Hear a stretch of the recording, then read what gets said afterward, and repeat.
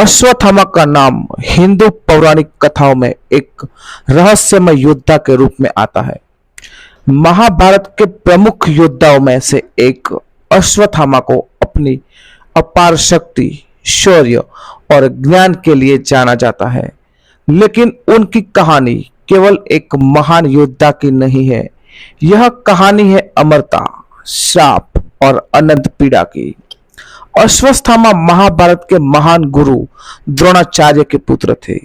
कौरव और पांडवों के साथ साथ गुरु द्रोण ने अपने पुत्र अश्वत्थामा को सभी अस्त्रों का ज्ञान दिया था। द्रोण ने अश्वत्थामा को नारायणास्त्र का भी ज्ञान दिया था, जिसका प्रयोग उन्होंने अपने सबसे प्रिय शिष्य अर्जुन को भी नहीं सिखाया था।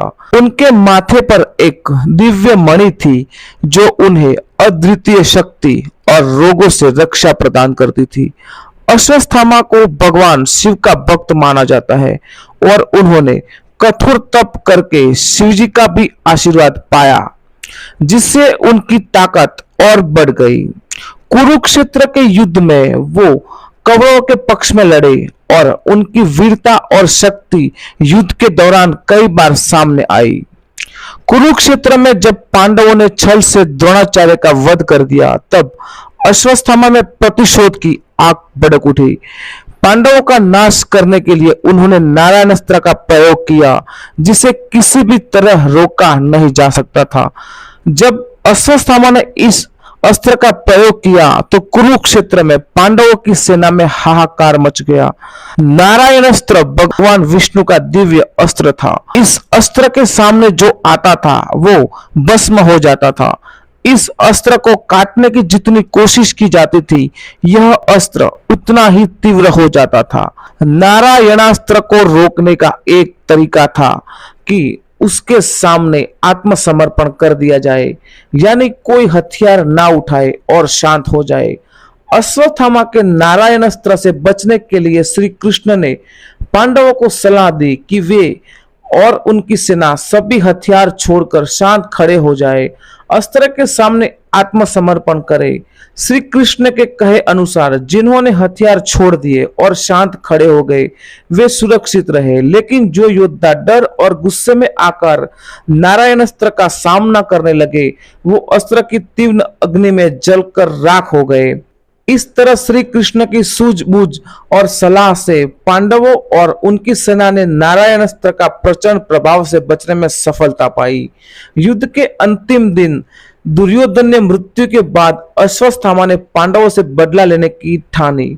रात के समय अश्वत्थामा ने पांडवों के शिविर में घुसकर पांडवों के सभी पुत्रों का वध कर दिया। यह कार्य धर्म के विपरीत था, क्योंकि उसने निहत सोए हुए योद्धाओं पर वार करके उनका वध किया। इसके बाद पांडवों पर उसने ब्रह्मास्त्र का प्रयोग किया। उस ब्रह्मास्त्र को काटने के लिए अर्जुन ने भी ब्रह्मास्त्र छोड़ा। अगर दोनों ब्रह्मास्त्र आपस में टकराता तो इससे पूरी पृथ्वी का विनाश हो जाता। इसलिए भगवान श्री कृष्ण के कहने पर अर्जुन ने अपने चलाए हुए ब्रह्म को वापस ले लिया। अश्वत्थामा ब्रह्मास्त्र चलाना तो जानते थे, लेकिन उन्हें इसको वापस लेना नहीं आता था। इसलिए अश्वत्थामा ने तब उस अस्त्र को अभिमन्यु की पत्नी उत्तरा के गर्भ की ओर भेज दिया। वह पांडवों के वंश का विनाश करना चाहता था। भगवान श्री कृष्ण ने जब देखा कि ब्रह्मास्त्र का प्रभाव उत्तरा के गर्भ में पल रहे बच्चे पर पड़ने वाला है, तो उन्होंने अपने दिव्य शक्तियों से उस बच्चे की रक्षा की। श्री कृष्ण ने बालक को जीवन दान दिया और अश्वत्थामा को शाप दिया कि वह युगों युगों तक भटकता रहेगा। उससे ना तो मृत्यु मिलेगी और ना ही उसकी पीड़ा समाप्त होगी। उनके माथे की मणि को भी श्री कृष्ण ने निकाल लिया। इस शाप के कारण ही अश्वत्थामा आज भी जीवित है। लोगों का मानना है कि वो हिमालय के घने जंगलों, वनों और गुफाओं में निवास करते हैं। इनके बारे में कई कहानियां सुनी जाती है, जिनमें दावा किया गया है कि लोगों ने अश्वत्थामा को देखा है। कुछ लोग मानते हैं कि वे मध्य प्रदेश के जंगलों में या फिर उत्तराखंड के हिमालय क्षेत्र में विचरण करते हैं। कई साधु और तपस्वियों ने अश्वत्थामा को गंगा किनारे किसी सुनसान जगहों पर देखा है। कहा जाता है कि उनकी पीड़ा और गाव आज भी वैसे ही है जैसे उन्हें श्री कृष्ण से श्राप मिला था। जो साधु हिमालय में तपस्या करते हैं उन्होंने भी एक लंबे बलशाली व्यक्ति को देखा और जिसका शरीर गांवों से भरा हुआ था और जिसे दुर्गंध आती थी। जब उन्होंने उस व्यक्ति से पूछा कि वह कौन है तो उसने खुद को अश्वत्थामा बताया और बताया कि वह अपने पापों के कारण श्रापित होकर भटक रहा है। मध्य प्रदेश के बुरहानपुर जिले के असीरगढ़ किले में स्थित एक प्राचीन शिव मंदिर में अश्वत्थामा आज भी दर्शन देने आते हैं। कहा जाता है कि वह हर सुबह इस मंदिर में पूजा करने आते हैं और भगवान शिव को फूल चढ़ाते हैं।